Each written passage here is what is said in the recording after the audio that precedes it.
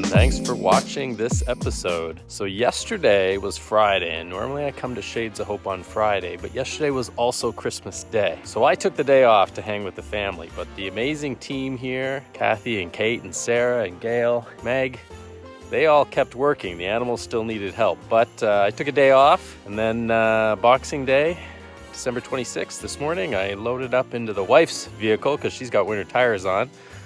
Headed north on the 404 and up into the beautiful little town of Pefferlaw. Pretty much only one on the roads are the snow plows and a couple of other travelers. And here we are at Shades of Hope to see what animals need help today, need rescuing. I know the coyote, the big, nasty, mean coyote, is finally getting his cast off today, I hope, and eventually being released. Wolf, the bald eagle, is flying slowly and just kind of close to the ground, but getting there, and is going to be released soon as well, now that metal pin is out of its broken humerus bone.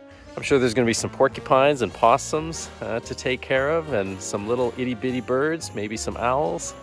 But it's going to be an exciting winter, snow-filled, beautiful day. So stay tuned, and I hope you enjoyed this episode. Thanks.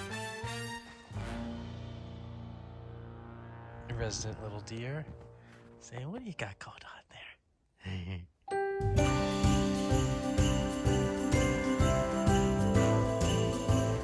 So this guy's a little bit of a turd head, eh? Yes, it's not that bad. Sarah reckons it is. So this is what the girls did. But everything looks and felt in place, but this is just a big bunch of muscle. Yeah. And that was initially, so the swelling has gone down, but it's still, there's a big bunch there. So I'm wondering if the muscle hasn't completely torn and then bunched up. All right, we'll be able to check it out. How did he come in?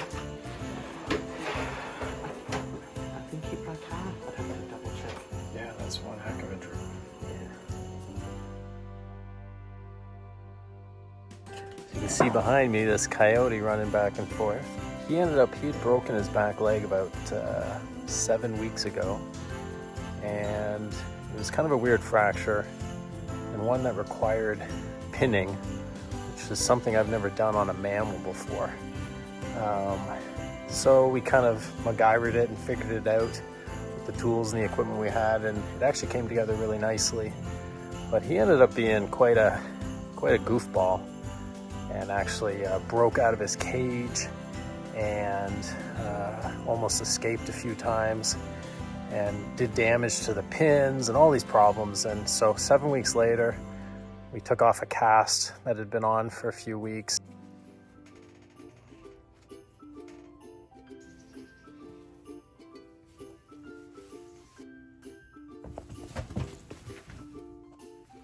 Up and then basically sit on him, eh? Yeah. Someone is enjoying his happy juice. Watch him jump up. So do we want to x-ray first? Or we're taking it off regardless? I think we've got to see what the wounds are doing.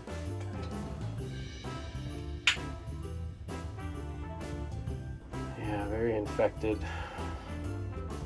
Rather unstable.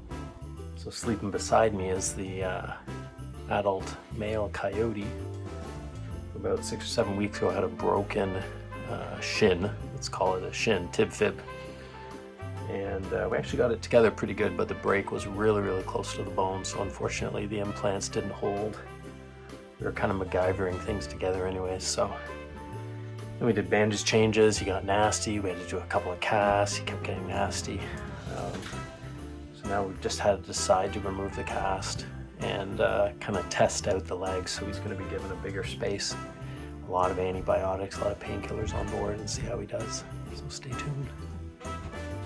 And there's still a lot of damage to that leg, but he's already starting to move around pretty well, and we're going to see if he can kind of physiotherapy and exercise it himself.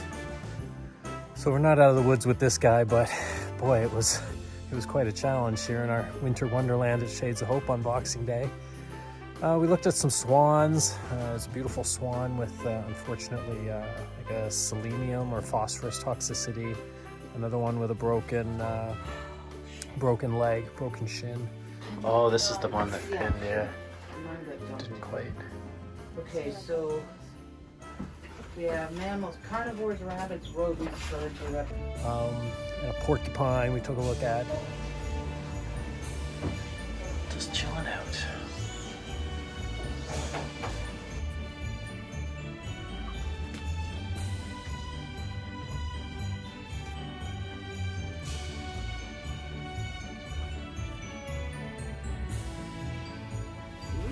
Raccoon with some injuries.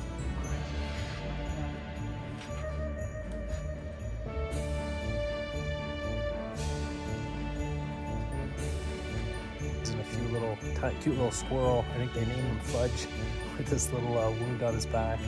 No, I'm embarrassed. Anna? Don't be silly. No. Let me see the wound. Oh, look, it's healing so nice. He's a good boy. But then, just as we were almost about done, we had heard about a deer coming in, and this deer had been seen in the water in Lake Aurelia here. And it had kind of broken through the ice and was struggling, and some people were trying, taking pictures and whatnot, and ended up going to this other area, and everyone left, and the police officer ended up sort of throwing a catch rope around it and was able to help it up this embankment that it had been struggling for a long time to get up. And this is a big deer. It's like 200 pounds. And this police officer, he gets his buddy, because they're both these police officers are giant men, 200 pounds each themselves. And they were really worried, rightfully so, because the deer was so quiet that they basically just picked it up and it went limp in their arms, and they were able to put it up into this big sort of police vehicle. Yeah. What about antibiotics does she need? Okay, let's do a one shot of Exceed just to cover, because they're punctures. Guess on weight? Multiple punctures, Kate? Yeah.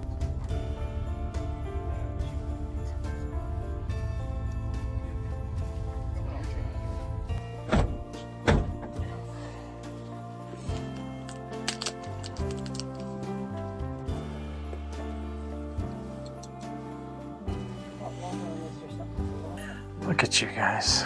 The things we do. Crazy, eh? Would life be otherwise?